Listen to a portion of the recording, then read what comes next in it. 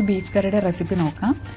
അതിനായി ബീഫിലേക്ക് മല്ലിപ്പൊടി, മുളക് പൊടി, മഞ്ഞൾപ്പൊടി, കുരുമുളക് പൊടി, ഉപ്പ്, ഇഞ്ചി വെളുത്തുള്ളി പേസ്റ്റ്, കറിവേപ്പില, കുറച്ച് കൊച്ചുള്ളിയും കൂടി ചേർത്ത് നന്നായി മിക്സ് ചെയ്ത് അരക്കപ്പ് വെള്ളവും കൂടി ചേർത്ത് കുക്കർ അടച്ച് 5-6 വിസിൽ വേവിക്കുക.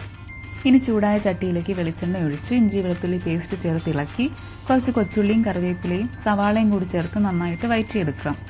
വഴന്ന് വരുമ്പോൾ തക്കാളിയും കൂടി ചേർത്ത് കൊടുക്കാം. ഇനി പൊടികളായ മല്ലിപ്പൊടി, മുളക് പൊടി, മഞ്ഞൾപ്പൊടി, ഗരം മസാല, പെരിഞ്ജീരകപ്പൊടിയും ചേർത്ത് നന്നായി വഴറ്റിയെടുക്കുക.